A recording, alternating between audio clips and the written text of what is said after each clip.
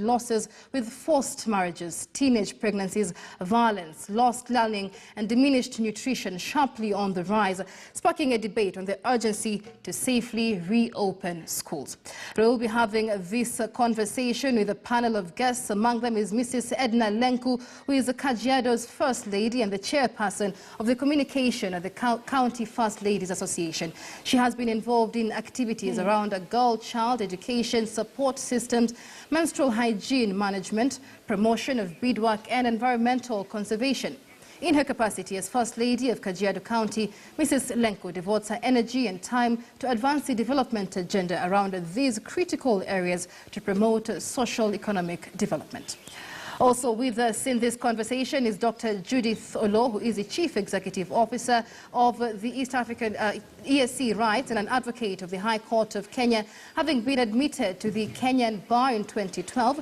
Dr. Judith Oloh graduated with a Bachelor of Academic Law degree in 2005, Bachelor of Law in 2007 and a Master's in Law in 2009 from the University of Missouri, India. She also pursued her doctorate at the St. Augustine University in Tanzania, majoring in international human rights and international humanitarian law, and having graduated in 2017.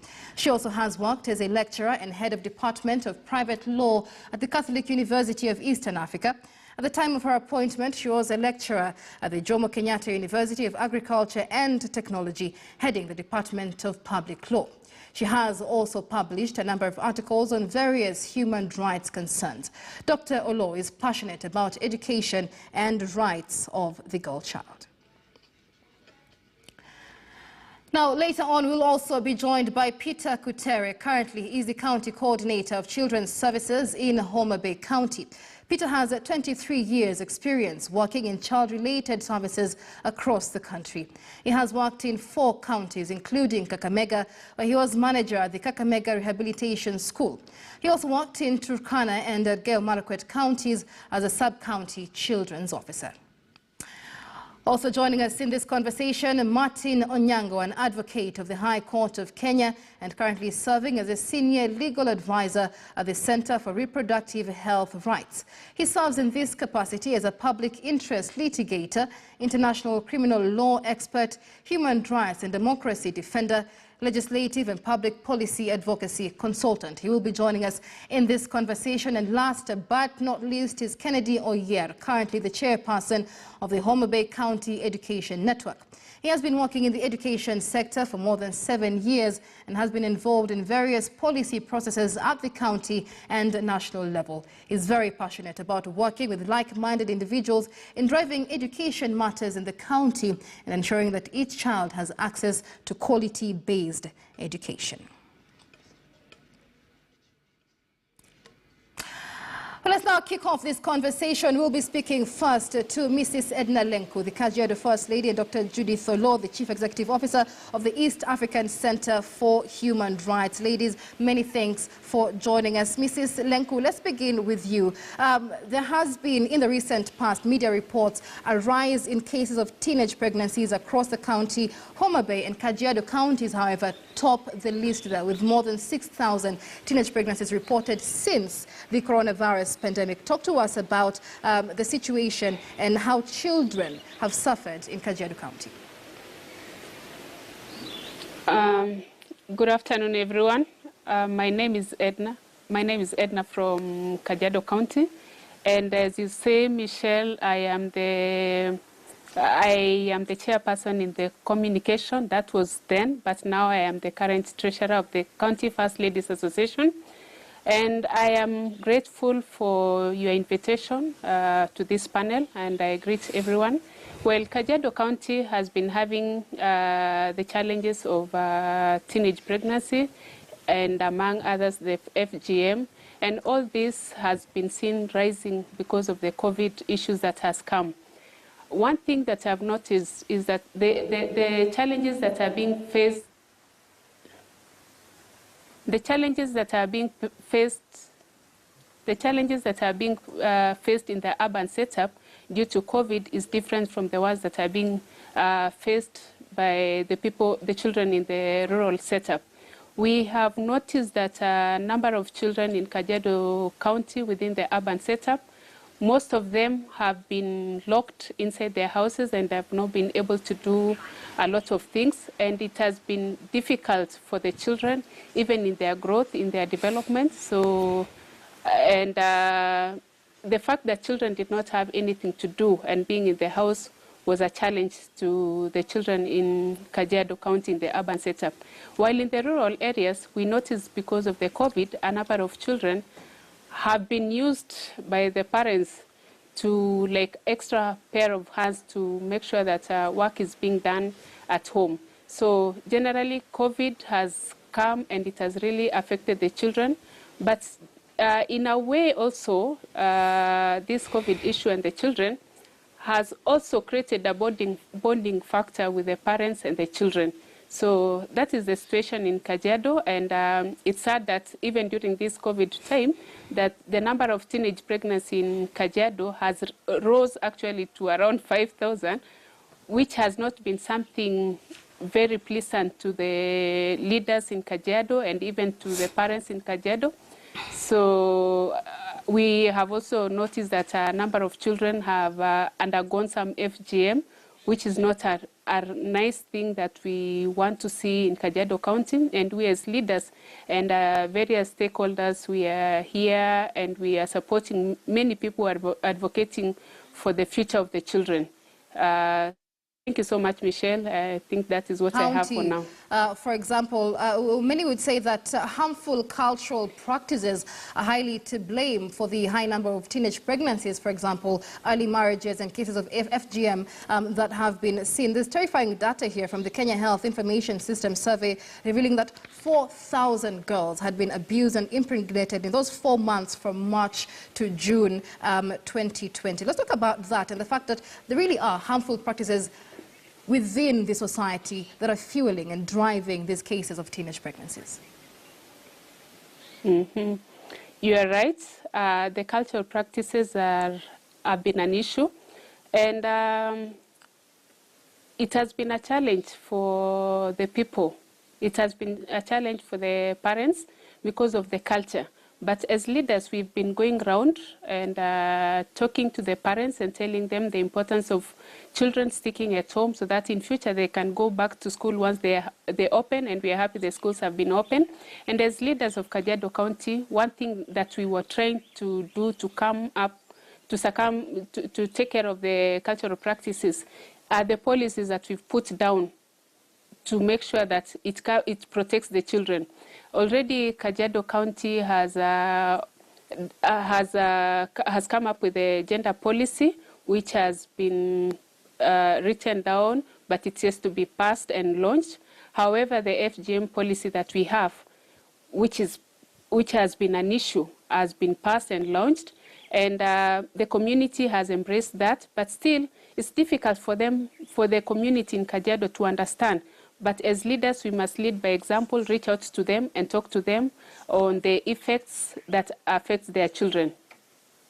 Let's bring in Dr. Judith Oloh now. She is the CEO of the East African Center for Human Rights. Dr. Oloh, many thanks for joining us. Now, Edna mentions that the effects of COVID-19 and the closure of schools on children are different from children in urban areas and children in rural areas, all of them experiencing different issues. Now, in April, the National 24-Hour Gender-Based Violence Hotline received 461 reports of sexual and gender-based violence as opposed to 100 reports in March. It's just a difference of 1 month. Nairobi, however, topped the list of the gender-based cases reported, followed by Kisumu, Kiambu, and Homa Bay coming in at a close third. So we're seeing a lot of these cases of gender-based violence happening in urban areas, so to speak. What do you attribute this to? Thank you very much for that question, Michelle. I think that problem can be attributed to the fact that children are staying at home, and it's possible that parents may not be in a position to understand how to better take care of the children, in the sense that laws have been put in place to outlaw a situation in which anyone is supposed to have sex with a child or anyone that is below the age of 18, but we have continuously seen this happening, and it has almost become acceptable as a norm, and that should not be the case. For instance, the statistics that you have read about that are showing us that so many children are caught or fell pregnant rather during the COVID period, and which is a continuing problem at this point. We can say that there are laws in place. The judiciary or the judicial system is very much at work at this point, especially with taking care of urgent matters such as child abuse and neglect and sexual violence of all manner, including defilement. But then some way, somehow, either due to lack of awareness of the laws in existence, or that parents are ashamed of their children getting defiled, or they blame it upon the children or blame it upon themselves, they do not know what recourse to take, so that to ensure that those who perpetrate these offenses, because instead of looking at them as mere people who do not follow what the law expect, what the society expects of them, it is illegal. So these people are criminals. The society is failing to actually take legal action against them. So I would attribute the fact that teenage pregnancy is on the rise due to children spending more time at home, but I would also say that people are encouraged, or perpetrators are encouraged, because law is not coming into place to protect those children. If, say, a big number of cases were being filed and the perpetrators were being brought to book, I'm sure we would see a decline in the number of children being defiled and the number of children getting pregnant. Well, we've seen Kenya sign several international conventions, several treaties, with regard to safeguarding the future of children, the rights of children. Where is the breakdown in terms of implementing this on the ground? Thank you. In my understanding, there's a lot of laws. In Kenya, under Article 2.5 of the Constitution and Article 2.6 of the Constitution, Kenya has rightly put its signature to several laws out there, including the Convention on the Rights of the Child. Even internally, the Constitution protects children through Article 53, Article 29, and the various acts of parliament that we have. But there's a disconnect in what is happening on the ground, which I can attribute to lack of awareness. People know that the laws exist, but I think they do not really engage with what the law says.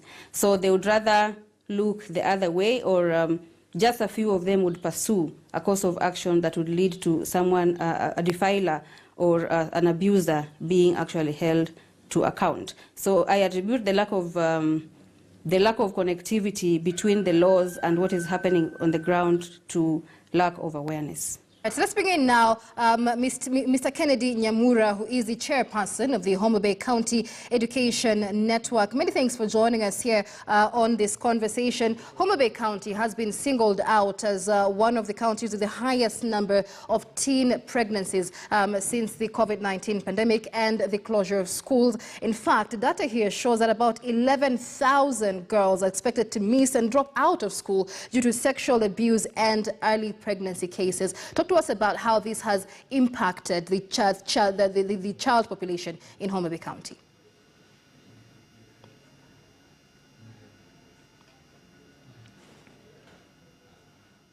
Pregnancy is one that it has denied of girls an opportunity to be able to thrive like any other gender. And in this context, during COVID, the number of things that really were kind of driving, most for girls to be more vulnerable to some issues of teenage pregnancy. It's also important to note that during COVID, most of the children were idle, and this led to some opting to engage in risky behavior because, parents would leave home, some rush to work, then nobody would be able to take care of our girls back at home. So this is, again, some of them would be able to think of engaging in other risky behaviors that will then predispose them to a lot of risk. Again, also during this period, we also saw aspects of lack of guidance from parents and caregivers. In the context that during this period, most of the parents were like, no, we are too busy, we need to go out and look for livelihoods of our children. Not knowing that you could go out for livelihoods of your children, but their safety is something that is very, very critical.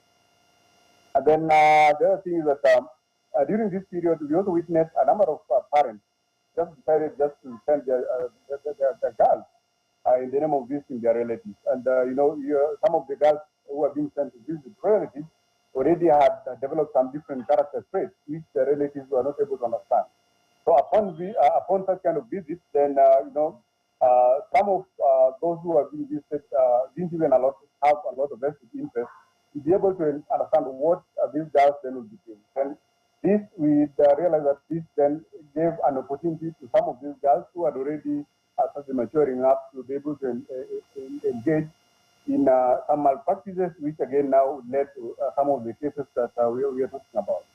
So indeed, as you mentioned, status in Homa Bay County with regards to teenage pregnancy is quite glaring, and as mentioned by First Lady Kajiado, Homa Bay County between when COVID was cleared up to the month of May, it's true we had a total of 5,962 cases.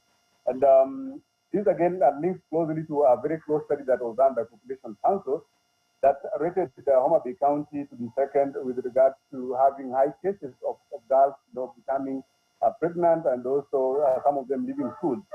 And the study also revealed that 3 out of 10 girls in Homa Bay County are either pregnant or some of them would even opt to get married at early age. And what that tells us is that as a people, if we are not able to really do a lot of things, then we might not be able to have most of our girls compete effectively and be able to enjoy some of the basic rights.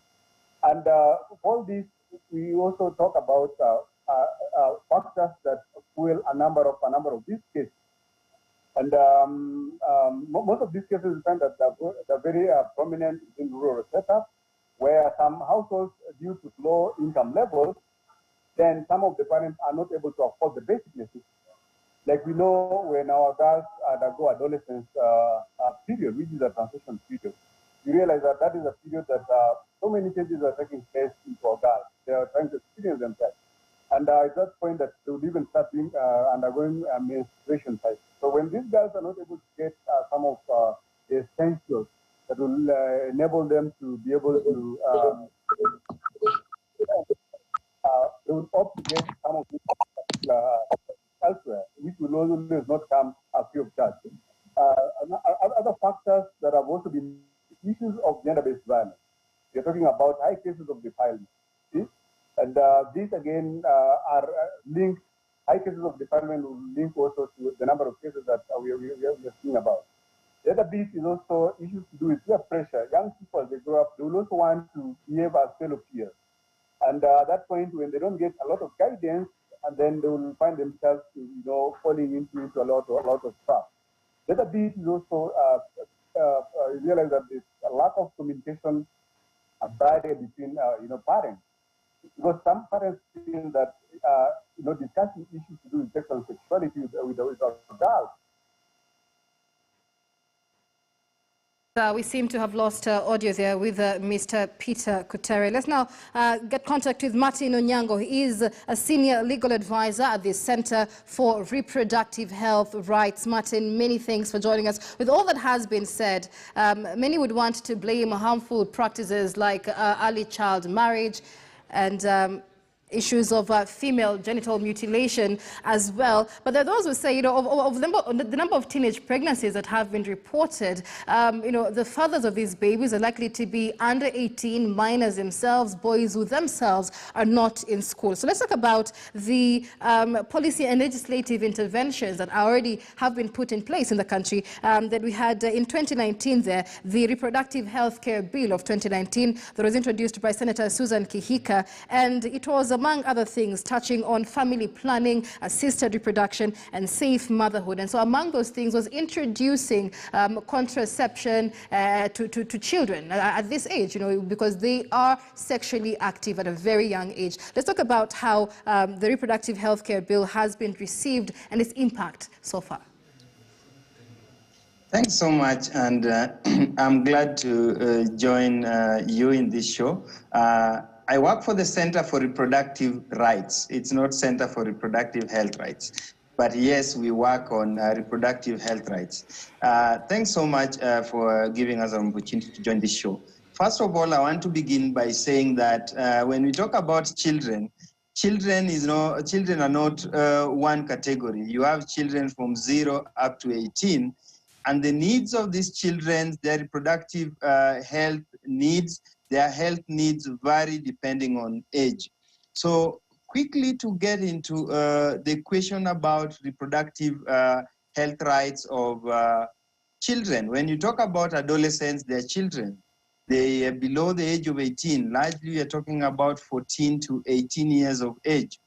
The first thing I want us to all agree with is that just like adults, children are entitled to all the rights that are protected in our Constitution.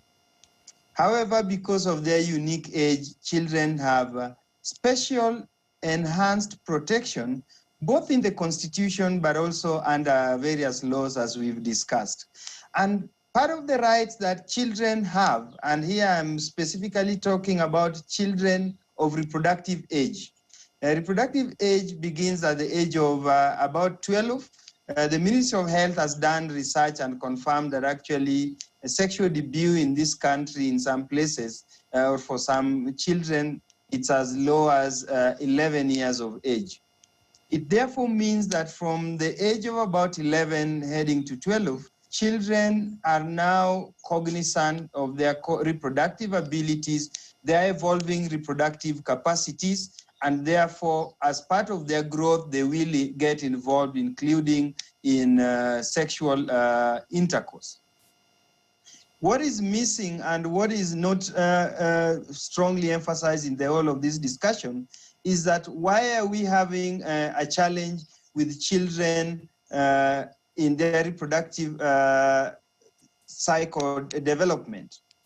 The root answer lies in whether we are providing young people, children and adolescents, with sufficient information. And this goes back to the tug of war that has existed in this country for a while. We have denied young people, we have denied children access to comprehensive sexuality education, both in and out of school, so that children in school, where they spend most of their time in school, do not have an opportunity to get information that is relevant to their development sexually. The children out of school do not have a forum, do not have an opportunity to get sufficient information on their comprehensive sexuality and how to access reproductive health care and services relevant to their age. And I quickly then jump to what you've said. The Reproductive Health Bill of 2019 does not introduce anything new. Access to reproductive health care services is already captured both in our Constitution, Article 43, that guarantees everyone, and I mean not adults, everyone, access to quality healthcare and reproductive healthcare services. Everyone, children and adults. And then we go to the reproductive, adolescent sexual and reproductive health policy of 2014, a policy developed by the Ministry of Health specifically to ensure that young people, children of reproductive age, we call them teenagers, we call them adolescents by other name, have access to reproductive healthcare services in this country. We have, before the reproductive health policy of 2015, in 2005, this country developed a youth-friendly reproductive healthcare strategy, a national strategy that is designed to ensure that young people of reproductive age have access to friendly services in friendly facilities across the country. And then in the year 2017, the Parliament of Kenya passed the Health Act, which again guaranteed access to reproductive health care to every person in this country, including adolescents. I'm therefore saying in short that children or adolescents of reproductive age engaging sexual conduct are entitled to all reproductive healthcare services, contraceptives being one of them. But before we get to contraception, that is where I started. Why are we not addressing the problem of why do we even need to get to contraceptives in the first place? It is the lack of comprehensive sexuality education, the lack of quality information, relevant information for young people to know, one, what changes happen to me as I grow up. Two, if I make a decision to get to be engaged in sexual conduct, what are the risks and what mitigation measures should I take? What the Health Bill of 2019 did was then to put together all the protection in the Constitution, all the guidance by the relevant policies of the Ministry of Health in terms of access to reproductive healthcare services, including contraceptives, and put it in one proposed legislation. At the moment, the law allows young people to access contraceptives. The law allows young people to access reproductive healthcare information. However, our education system has not provided the framework for providing quality and age-appropriate information to these young people. All right, let's hold it should there. be known that young people should have access to contraceptives. All right, let's hold it there and bring in Mr. Peter Kutere. He is the County Coordinator of Children's Services in Homa Bay County. Mr. Kutere, many thanks for your time. With all that has been said, and Homa Bay County itself being singled out in terms of the number of girls who will likely have to drop out of school because of sexual violence, how has Homa Bay, for example, acted on the legislative issues that have been outlined there by the advocate to ensure that this will not happen again?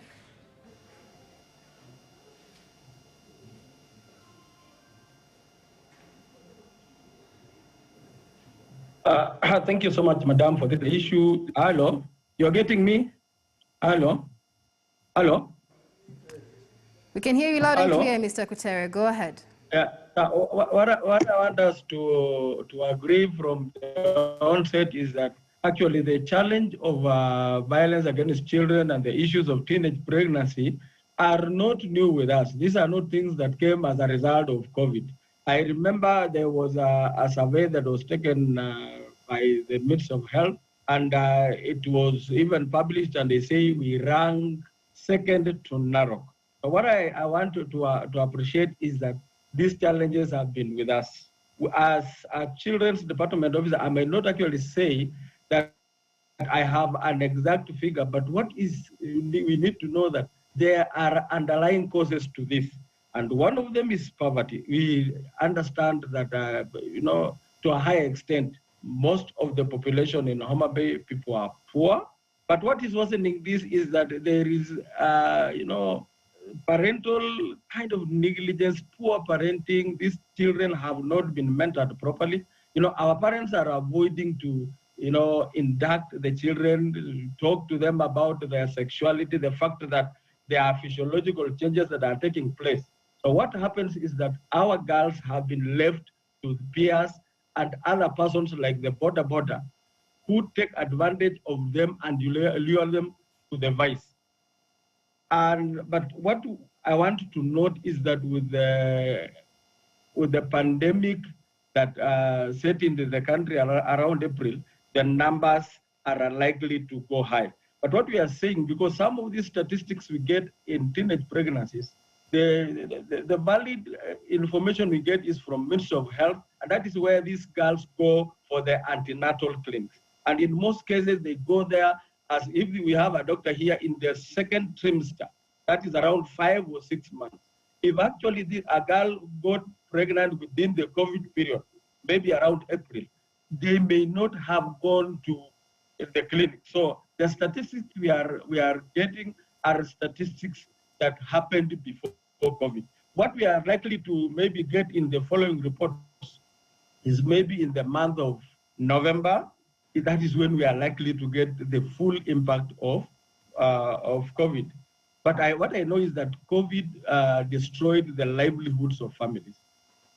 family conflicts came in, separation came in, and these children are the ones that are really affected, especially the girls. But in Homa Bay, another peculiar thing is that most of the children, including these girls, are orphaned, and they are left under the care of older persons. These are very old grannies who cannot exercise parental control, so they are left. But what we want to accept is that the fact that in Homa Bay we have put in a lot of measures. Like currently, with the support from UNICEF, we are doing the engagement on with the CPV's campaign on VAC and issues of teenage pregnancies. We have also created a WhatsApp with members drawn from the AAC. And how we came up with this WhatsApp, because there was a sharing by one of the partners that are really assisting us in dealing with this issue of teen pregnancies. And this was an LIP referred to as Caritas Mwendo, which is an LIP under CRS Mwendo, which is the funding organization. The organization shared with us a very grim situation that was happening in one of the locations. And I think you'll give me time to give that example. For example, it is a location in Ndiwa sub-county. It is called Central Kanyamwa location, where through their own information and tracking, they found that within a very short span, especially towards the end of 2019, 55 girls were found to be pregnant, and through their support and through the locational AACs which have been trained in QIT, and QIT is quality improvement, they have been able to re-enroll these girls to school. We've also had other interventions through the same organizations through what we call the DREAMS program. And the DREAMS program is actually about the determined, resilient, empowered, AIDS-free, mentored, and safe girls. And when they are empowered, they'll be able to avoid this trap of going into issues of teen pregnancies. There is also another way we have come up with together with the Ministry of Education. We have created a template of reporting teen pregnancies in schools, and these ones we have worked with the Ministry of Health and us as DCS, and I will be in Kisumu tomorrow to fine-tune the tool and see how we can be able to implement it, so that through the schools we can have a comprehensive reporting. Through Ministry of Health, we can have a comprehensive reporting, so that we can actually be able to know what is going on. We've also had the Ministry of Interior coming up with an initiative that followed the presidential directive, where they have come up with a collection of data that is action-oriented. But that aside, there are huge challenges. There are huge challenges, I want to say. There is a huge lack of cooperation from parents and guardians. We were interacting during the Day of the African Child with the judiciary. Out of the 16 cases in court that were recorded from the beginning of the year, we have had less than 3 convictions. Why? Because there is a lot of corruption, and the parents collude with the perpetrators, and the victims disappear. The parents also disappear. That's why we cannot be able to trace them. So that is a real challenge, and we need to know that. All right, let's pause it there. Let's pause it there, Yeah. Mr. Kutere, and address that issue, which you know, a very important issue there. Let's bring in Dr. Judith Oloh once again. She is the CEO of the East African Center for Human Rights. I mean, just borrowing from what Mr. Kutere there said, have we done enough as a country, even as county governments, to create awareness on the legal avenues available on how to report child abuse cases for the parents and for the victims, the children themselves? Thank you very much. It is my opinion that we have not done enough to actually create sufficient awareness in regard to how we should deal with the issue of teenage pregnancy. As I said earlier on, a lot of parents do not know what recourse they should take. They do not even know that it is illegal for someone to defile, or rather when someone, excuse me, when someone has sex with a child who is below 18, sometimes it has almost been normalized to the extent that they do not see the need to actually report the same to the police station. So in terms of maybe just helping them out in terms of highlighting what avenues are there. Of course, the judicial system is very open to everyone who has undergone a sexual assault. In this case, we would call it any form of sexual violence, because these are people who are below the age of 18. One of the ways to go about it is to go to the police station and write an OB the moment that has happened. But of course, you'd not do this on your own. You'd first report, talk to your child, and have the child sort of confide in you, accompany this child to the police station, and if the child is by themselves, perhaps just talk to a friend that they trust. This friend should accompany them to the police station, where they will make a report. And after making that report, I'm sure the police will be asking them a few questions regarding an account of how the sexual assault or the violence, be it defilement, happened. They should be able to give an honest account of what happened. In certain cases, parents decide to take their children to the hospital, in which case specimen may be taken out of the children for further investigation to see if the perpetrator or the person that is being accused of having done A or B or C is actually the actual person. And it is important maybe to say at the outset that preservation of evidence is key. Preservation of evidence is key in the sense that if, for example, a child has been defiled or a child has been sexually assaulted in any other way that does not amount to defilement, if they do not keep this evidence in a way that it can be used for a future in a future date, then since our courts make decisions based on evidence, when evidence is lost, they are likely not to succeed in their case. So it is important that evidence be preserved. So evidence can be preserved by not keeping say taking your clothes or any other thing that can show that you have been ravished in one way or the other, and keeping it in a way that is not in a polythene paper, maybe so to speak, because that destroys evidence. So other than that, what else needs to be done is that once you go to the police station, you write your OB, you are given an OB number, you're able to even write your statement, and then the course of action will take place from there. But when you go to the hospital, one of the things that happens is that you will be issued with a P3 form, and the P3 form has to outline the details of what has happened to you, and that can be used in court in future as evidence of the fact that you have been sexually violated. So again, I repeat that preservation of evidence is key. When evidence is destroyed, the likelihood of succeeding in your case is diminished. One other thing I would like to say is that there's a lot happening in the sense that parents not really collude, but they negotiate, or they talk to the person that has defiled their child, so that they can exchange a few coins here and there and have the case done away with. I would like to say that this is a practice that is illegal.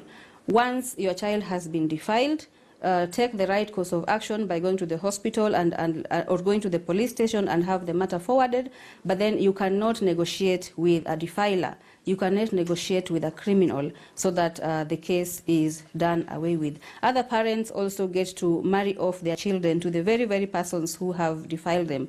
And I find that outrageous, but it happens.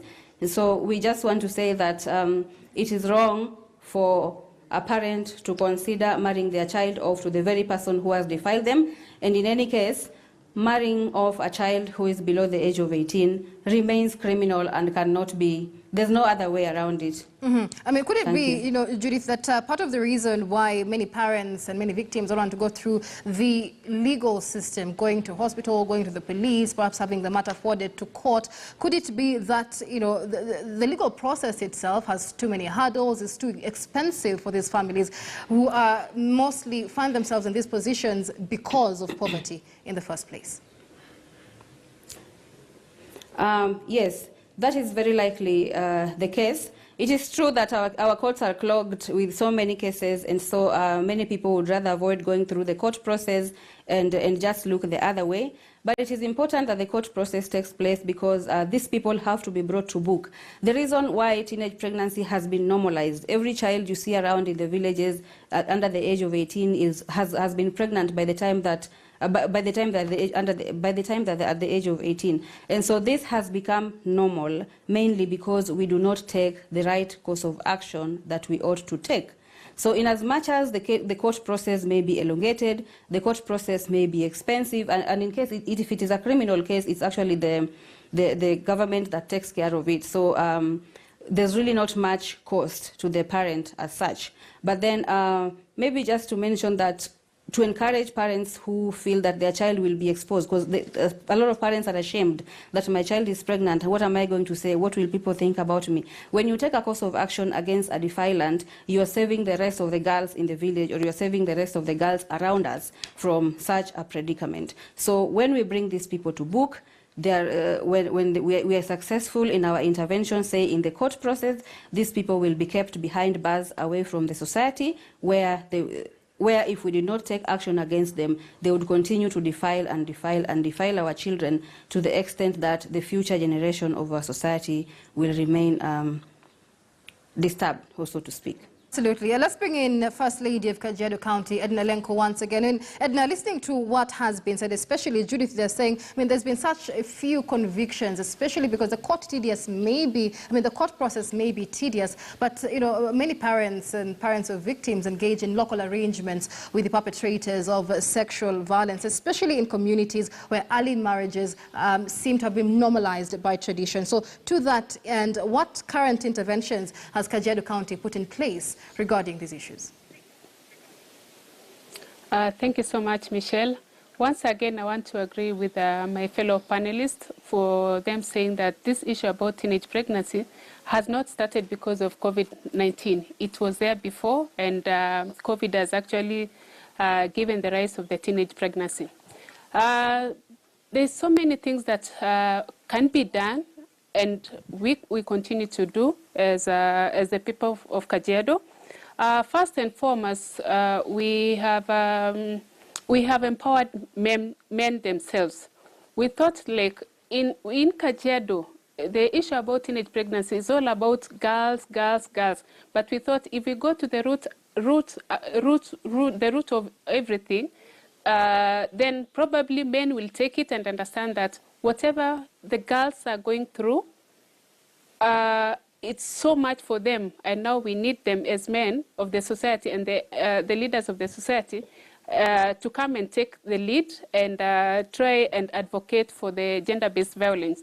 The gender-based violence in this case will also include the FGM, and once a man says no, it is no, and definitely being a leader, many people will be able to listen to them. So in Kajiado, we have empowered a number of men, roughly around 40, who we took them into training and had to tell them what we expect of them. We expect them to go out there, talk to their fellow men, and reach out so that at least when they agree to these issues, our girls and our mothers will be safe at home. Other than that, what we've managed to do is to empower young children.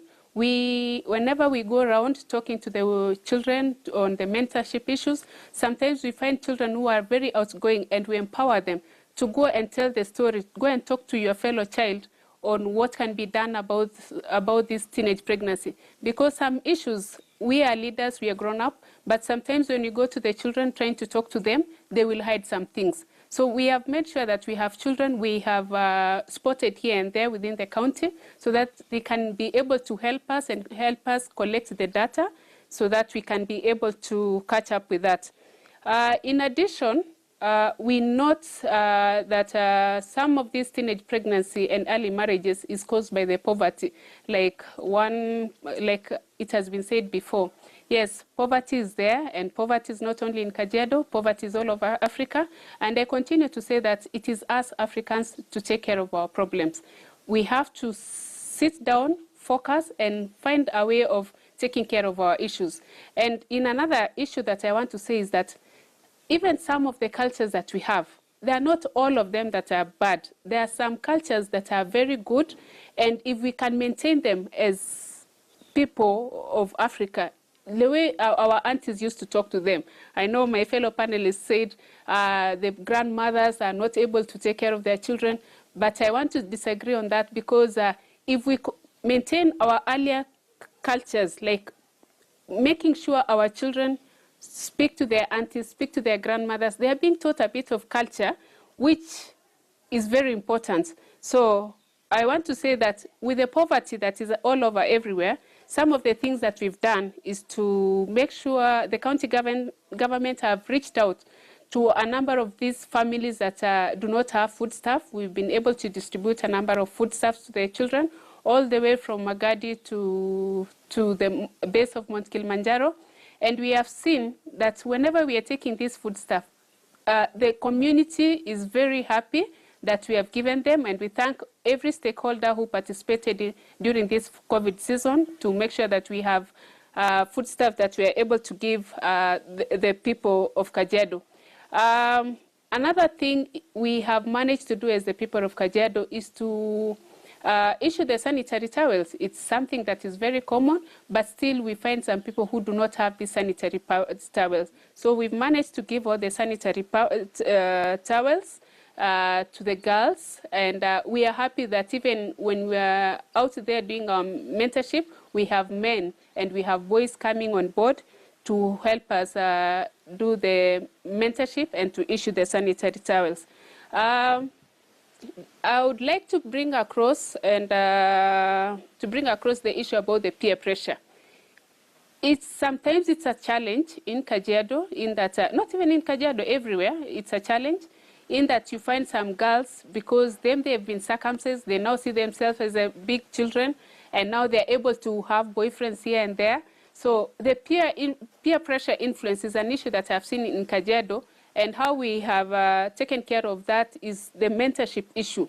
The mentorship issue is very important, and the children have agreed to the call of the mentorship, and we've been telling them, when you have this issue, tell your colleague, go report to the county commissioner, come to the office of the First Lady, come to the office of gender, and we'll be able to help you. So already we also have friendly services within Kajiado Referral Hospital, where the youth have been able to visit whenever they have issues that touches them.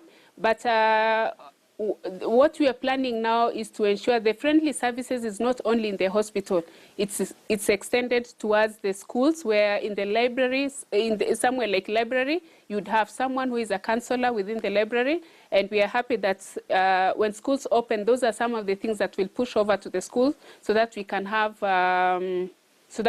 friendly services even at school. So that is it for now. Thank you. Again, Judith, I mean, just listening to what the Kajiado First Lady there has to say, what are your thoughts on these intervention plans? Are they enough to encourage children to speak up, especially because most of the abusers in these setups are likely to be uncles or grandfathers, people who should be respected as elders in the family? Thank you very much. I think that interventions, in terms of the laws that we have in place, they are sufficient. The only problem for me lies with implementation. If, for example, parents were to read the various policies that we have in place, and they were to understand them and understand their roles in those policies, and I think by and large the issue of teenage pregnancy would be taken care of. I want to think of a situation of, say, a girl is pregnant in a high school scenario. I would want to imagine what does the headmistress know about return to school policy, for instance. In many cases, we find that the moment a girl is found pregnant, they are called to the office and they are told, you know what, I think you have to go home because you're pregnant. But is it really at that point that the child should be asked to go home? If the child is able to carry that pregnancy till advanced stages, I think the child should be allowed to continue to stay in school for as long as possible. And this is something that head teachers should know. This is something that principals should know, and this is something that parents should know. Because look at a situation where the child is rejected at home and the child is rejected from school. Where should the child go? Where is the child going to go? So that is something that we need to address our minds to. One of the things that I would also like to raise with regard to the interventions is the fact that while interventions are being made, most of the time the interventions are being made in Nairobi, the fact that they are not de-escalated, the fact that even children themselves do not know what their rights are in those situations, it becomes difficult for them to demand of the same. I would go back to the same example I was giving of a high school case where, say, a girl who was pregnant has had their baby and is returning back to school requesting for admission. When she does that, will the headmistress accept? And if she doesn't, is there anyone else who has the right or who has the duty to bring an action against the headmistress? Are there other ways of, say, her fellow students or her fellow pupils bringing this action, taking an action against this headmistress? What about the chief? How is he involved in this? What about the nurse at a local hospital? What is her role in this? What about the community gatekeepers, the maendeleo ya wanawake in the village, the women who say have organized themselves in a way that they sort of control what happens in the society? So I think that when these people know their place, they are able to positively influence a child to be able to go back to school, influencing the child herself so that she knows automatically that when she's had her baby, she can go back to school without any impediments. When awareness is raised among children or among schoolgoers that it is okay to accept a girl who has gone home and had their baby and returned, I think that is something that, that we should look into. Even chiefs, even uncles, even just people in family, when they tell the girl that, you know what, the moment you have the moment you've had your baby, you will go back to school. It's more or less automatic. The child will accept and will feel accepted when they go back to school. But because awareness is not there, you find that the child is stigmatized. The child is stigmatized at home. The father, the mother wants to disown them or wants nothing to do with them. At school, the child is neglected or rejected, and therefore you find that there's a lot of psychological issues that even come on top of the stress that she's already having carrying that pregnancy. One thing that I would also like to add in terms of litigation or taking cases up for action when a child has been defiled, perhaps it's important to mention at this point that cases regarding children are usually heard in camera proceedings. That means that children are not going to be exposed in open court. They can give their evidence in a private room, and that means that they will have the privacy they need to give the evidence about what happened to them. So this should encourage parents, this should encourage children that do not be afraid that whatever happens to you, do not be afraid to record a statement at the police station, do not be afraid to record, to go to court to actually have the person that has abused you or the person that has violated your rights be brought to book, because the proceedings are done in camera and your identity is protected. One other thing I would also like to add, I mentioned earlier about preservation of evidence. Perhaps just to add that other than just taking your clothes, the clothes perhaps you are wearing when you are defiled, if for example you have an underwear that is torn or stained or whatever, you have clothes that have been ripped, you should also not shower. You should not take a bath. Go to the hospital or go to the police station and have them record, especially at the hospital, have them record evidence of how they have found you after a physical examination. Because when you bathe or when you shower, you are washing away the evidence that is important or critical in getting your case heard. So, yeah, back to you. The advocate here, you know, just take us through the whole process from law, I mean, how to report the case and the journey from arrest to prosecution. But before that, let me bring in Peter Kuteri. He's the Homa Bay County Coordinator of Children's Services. Just borrowing from what Judith there said, let's talk about Homa Bay County and your experience in terms of making it easier, encouraging the children and the victims to speak up in the societal in the societal setup, because many times, like I mentioned, the perpetrators or the abusers are people within the family setup, people well known in society, people respected in society. What has Homa Bay County done to ensure that these children can speak, if not to their parents or their guardians, somebody within the education system, a nurse, a doctor perhaps? What has been put in place? Okay, thank you so much. In Homa Bay, we are blessed with so many organizations, and we are very active in what we refer to as the Children's Assembly. There is that body where we have children leaders from all over the county. Every sub-county is represented, around 40 of them. We meet after every 3 months, and in those 3 months, we meet for 3 days. And in the 3 days, there are so many things we teach these children, their rights, how they are supposed to report, where, and what they should be able to do. In most of those conferences, we have teachers who accompany these children as chaperones. So these chaperones are also act as mentors, as well as people who can be able to relay information, people who can be able to sensitize the officers of the Ministry of Education and their fellow teachers about these children and how the plight of these children can be cascaded from the family setting to the other people. So that one has helped, because so many things come up through those assemblies, and the children speak up. And we've had cases where parents have been jailed, especially those who have defiled their own children. And in fact, at the moment, we have around 2 cases where we have even rescued those children, and those children are in the children's homes, as we follow up the cases of these parents who actually defiled them, because we cannot allow these children to be in the same homes, an environment within which they were defiled. So we do what we call rescue the children first from that abusive environment, and then prosecute the case. But still, yeah, you get me there. All right. So let's begin, Mr. Kennedy Oroba, now chairperson of the Homa Bay County Education Network. Statistics show that about 11,000 girls of school-going age might drop out of school just since the COVID-19 period because of sexual-related abuse, and many of them, of course, got pregnant. So let's talk about the back to school process for them, like Judith had mentioned there. What is the process of a child who has got pregnant? Will they go back to school? After how long has that been taken care of in Homa Bay County? Thank you. As we mentioned, all of us have rights. And what we are advocating for as a network is that we should not use cases of pregnancy to deny our girls access to quality services, one of them being education, another related services. What we are really focusing on is working with various stakeholders to enforce implementation of the school re-entry policy,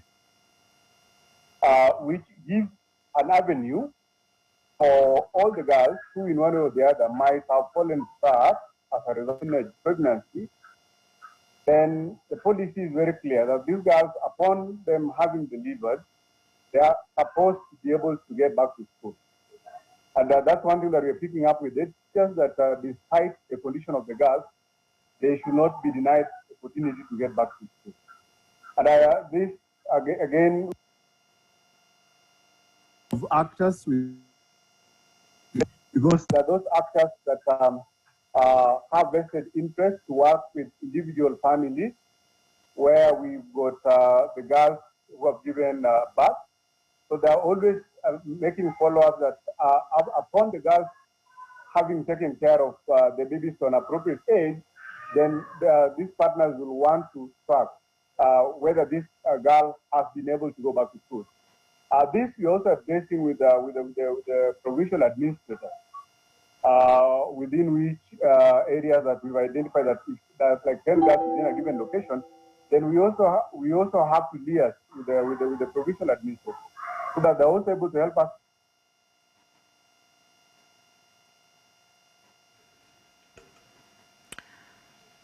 All right, we seem once again to have lost audio there with Mr. Kennedy Oloh. We'll endeavor to get him back for you. But let's now speak to Martin Onyango, Senior Legal Advisor at the Center for Reproductive Health Rights. Martin, take us through the process now, because Judith has already told us what to do and how to report a case as a victim of sexual violence. Do not shower, do not wash your clothes, and put all the evidence you can together as you go to hospital and the police station. But what is the process now from arrest to prosecution?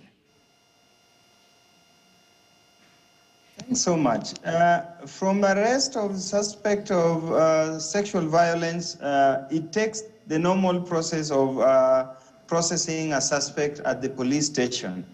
And for purposes of our audience, I would really want to focus more on the survivor of sexual violence, how they need to walk the access to justice journey, especially the criminal justice process. When the suspect, when the report has been made, you've gone to the hospital and you've reported to the police, the matter gets assigned to a specific officer. Mostly is an officer who's been trained on child protection, for that matter, who will then follow up, arrest the suspect, bring them into the police station.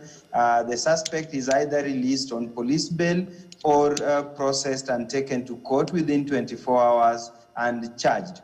When the suspect is charged, the survivor, the victim becomes a witness of the state. Criminal prosecutions are conducted by the state. So the survivor becomes a witness to the state.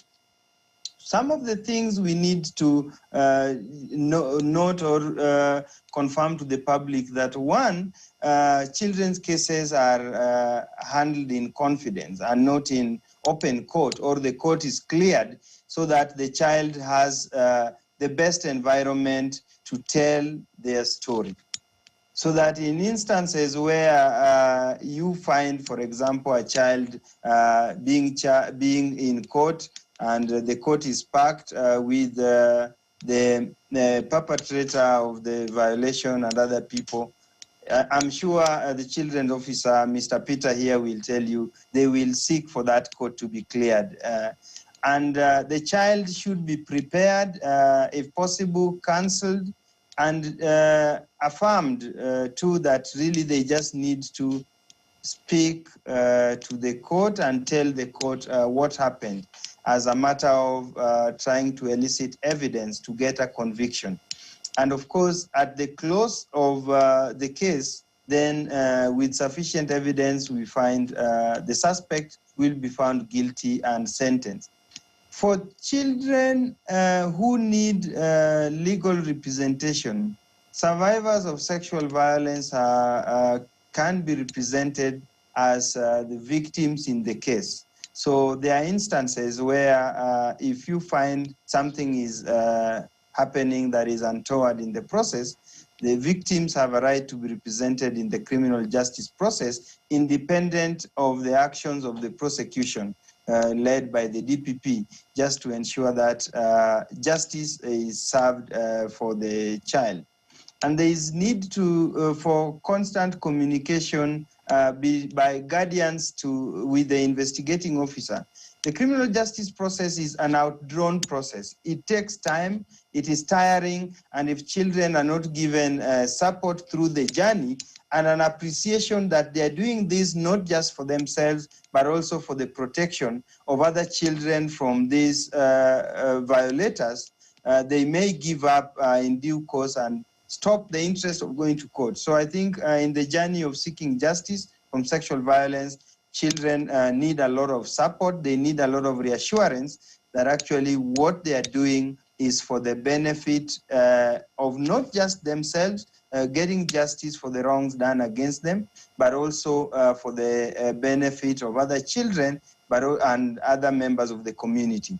It is also worth noting that for us and for children to report sexual violence, they need to know how and what it looks like. So prior training, information on what sexual violence, what is not right contact, what is not a right touch, from somebody who is not your caregiver. Children need, and I mentioned at the beginning, comprehensive sexuality education should include identifying sexual violence so that it is reported at its earliest stage. We do not need to wait for rape or defilement to happen for us to take action. All right. We need to identify sexual violence at the earliest opportunity. And of course, it's important to note in this conversation, we talk about sexual-based violence, we've talked about a lot of pregnancy, and one would feel we're talking only about the girl child. But the boy child, has not been left behind when it comes to cases of sexual violence and domestic abuse as well. Judith, let's talk to you, just as we wind up the conversation, about the victim's journey, the recovery and the healing process post-abuse for both boys and girls.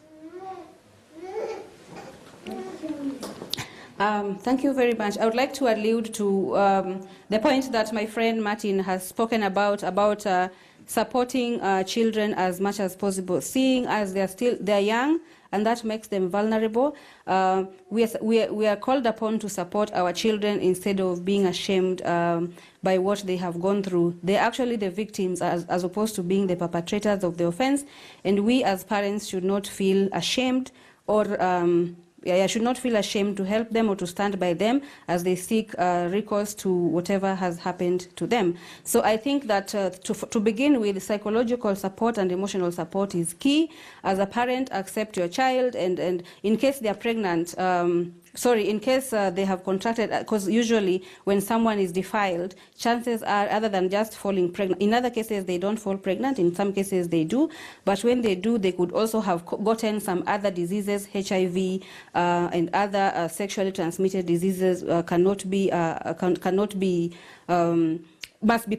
may be part of that package. And so in such cases, we should accompany our children to the hospital when necessary. We should speak to them and tell them that it's not their fault, and that this season, if it is just a case of pregnancy, it is going to pass, and that they are going to be able to go back to their normal life. And I think what is even more important is that now that a child has had a child, there's another life that is involved. And therefore, other than just helping them with the psychological part, it is important to encourage these girls to go back to school, because their future actually depends on them, and the child that they have now brought to the world a lot of times remains their responsibility. It's funny that in many cases the father or the person that has fathered this child is out of the picture completely, and this child who has had a child is confronted with a situation where she's the only parent to this child. So that means that they need to work extra hard to ensure that their future is bright, to be able to provide for themselves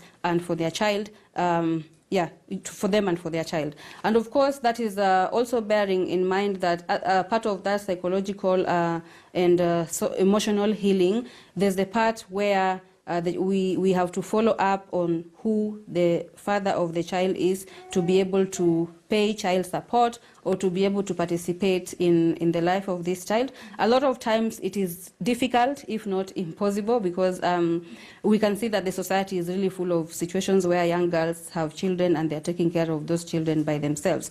So I think that other than just helping them to recover and to go back to school, we should pursue criminal justice, and we should also pursue the civil side of it, to see that these parents or those who have caused this pregnancy to occur offers child support, so that this child is not, or even when she grows up beyond the age of a child, she's not finding herself confronted with having to pay for upkeep for a child by herself. Judith, let me take final comments now. And what would your recommendations be in light of this conversation to both the county and national governments? My recommendation would be that in as much as we have laws that I would call sufficient, there is need to cascade those laws downwards. We have very beautiful laws. We have the Constitution, the various acts of Parliament, the Sexual Offences Act, among others, and even the one that my colleagues spoke about. But if these laws are not actualized on the ground, then we are not doing much. So in terms of creating awareness, let us, as much as possible, put these policies in places that they are accessible. For example, let every head teacher or every high school teacher have a policy by them. Let every hospital have a policy. Let the police know what they ought to do. Let all those stakeholders who are touched when a child gets pregnant be able to know what to do. And one of the ways of doing that is ensuring that the policy is out and about and they are able to make reference to it. And even children should be able to know what their rights are, even in that situation of having been defiled, in that situation of being pregnant, or in that situation of being faced with FGM, or in that situation of being faced with early marriage. If they have been married off already, or they're about to be married off, they're about to undergo FGM, they should know that there's a place they can run to. They should know that there's a recourse. They can see the chief, they can see their teacher, they can see their mother, they can see whoever that can help them. So I think creation of awareness is key, as well as ensuring that they are conversant with the procedures that court, and this is mainly for parents who accompany the children, are conversant with the procedures that police or hospital or court will require when it comes to prosecution of cases of defilement. Because I think when action is taken, cases of perpetrators are brought to book, instances of teenage pregnancy, FGM, as well as early marriage will be brought to check. One other thing that I would like to address is the issue of sex education. It brings a lot of emotions in the society. People do not want children to be told about sex, but see what's happening. They're falling pregnant in situations which are avoidable, because the statistics show that children are getting pregnant by their fellow children in the schools. So if sex education was to be taken seriously, they would know what to do. Even though they're children, they're being adolescent, they're being experimental, they will know what to do on how and to avoid what to do in order to be able to avoid getting caught up in situations of pregnancy. Apart from that, I think that what I have said as psychological and social support, that is key, whether one falls pregnant, whether they do not, whether they catch a disease that is fatal or not. So if we continue to walk this journey with children, supporting them and telling them that this is not the end of the road, telling them that they can go to school and still stand a good chance to have a good life, I think that would be critical in ensuring that teenage pregnancy is kept under check. All right, many thanks, Judith. Let's also have final comments there from Martin Onyango. Martin, as a legal mind here, what would your recommendations be to the national government, the county government, and the society at large as well, in light of this conversation? Thank you very much. One, children are right holders, and we need to treat children as right holders. What we are doing, or the support we are giving to the children, is not a favor, but really as right holders in this country. Secondly, as Judy has hinted, comprehensive sexuality education. Information is power. Let us sufficiently train and inform children of their comprehensive sexuality, so that they can be the ones in the forefront of their own protection and even identification of sexual violence whenever it occurs.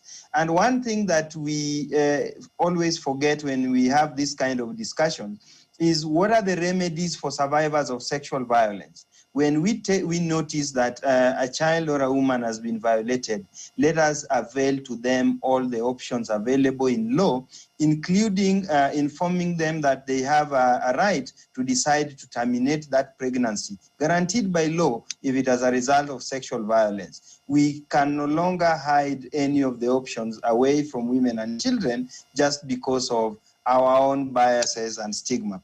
Last but not least is to work on prevention and mitigation measures to prevent, one, unwanted pregnancies, and also sexual violence. And if we comprehensively work both at national and county governments, counties work closely with communities, national government develops policies and strategies for implementation. If there's that collaborative effort, and the girls and the young people are put at the center of these measures, then we are likely to achieve further success than we have at the moment. Thank you.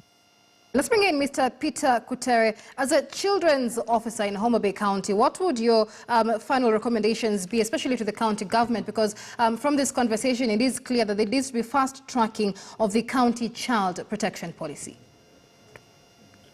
Before I say that, I would like to reiterate what Onyango was saying, is that we look at those two aspects of child protection. We have the responsive part of it, and we have the preventive one. The preventive one is that we try as much as possible through sensitization and education to prevent that violence from occurring. That should be taken very seriously. And when it comes to the responsive one, we are able to be able to take action wherever it is supposed to be taken, so that justice is seen to be served to the child.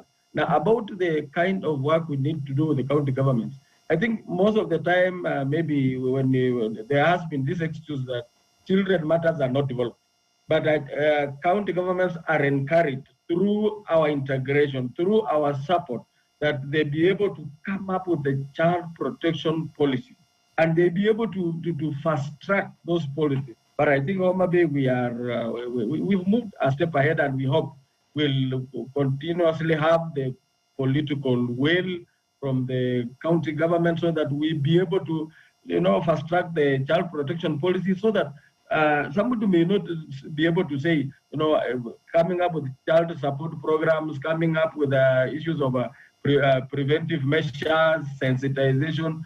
Somebody cannot say that this activity is not developed. So I think that is the way to go. We cannot give up. Let us work together. Let us integrate. Let us look at ourselves as one. There is no child that belongs to national government. There is no child that we can say that is a county child. All these children are Kenyans. Wherever they are found, they are in Homa Bay. So it should be the responsibility of everybody within the boundaries of Homa Bay, whether national government officers, police, the judiciary, education, whether county government officers, we work for this child, because that is our cardinal responsibility. All right, Kennedy, your final comments, especially with regard to the schooling system, which clearly in this society acts as a safety net for abused and impoverished children as well.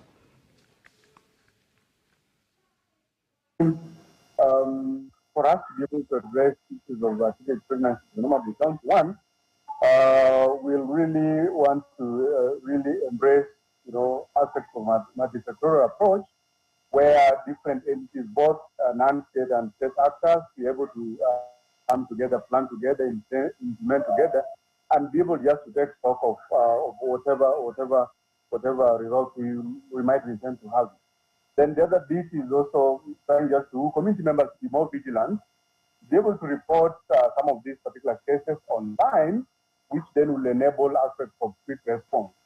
The other bit, I want to really give flowers to Homa Bay County government as a result of good working synergy between the civil society organizations. Already there's a social protection policy in place, which we are aware if once implemented, then we'll be able to address a number of things which actually are really still an impediment with regards to issues affecting our girls. Above all, safety of girls during pregnancy is also another major concern. And I wish both national and county governments, we need to synergize together and even think of having more rescue centers.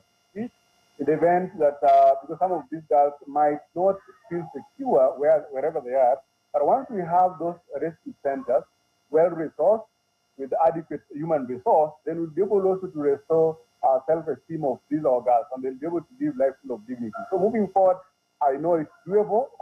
If you're able to work together as a team, then I'm sure we'll be able to reduce these cases that we are foreseeing in our county and the national at large. Thank you, Kennedy. And we wind up in Kajiado County. Edna, your closing comments this afternoon, especially with regard to the operationalization of the county gender mainstreaming policy in Kajiado County that many say would give dignity to all genders, with the tradition being in place. Thank you so much, Michelle. I would like first to bring across the County First Ladies Association. You mentioned something about boys being empowered. The County First Ladies Association have a unifying program that is called menstrual hygiene management, which we give out. We have dignity packs meant for the girls and dignity packs meant for the boys. So with that, it has unified us as county first ladies, and being in the grassroots, we are able to reach both boys and girls, and we find that is a very good thing that the communities have embraced all over the country. The other thing I would like to say that as Kajiado County, we are very privileged and we feel proud that we were the first to pass the FGM policy. And we want to ask the other counties all over the Republic, at least to follow the suit and try and set up the FGM policy. While we have our gender mainstreaming policy in place and the child protection policy in place, we hope to be passing soon and launching soon, hopefully by next year. But as I close, I would like to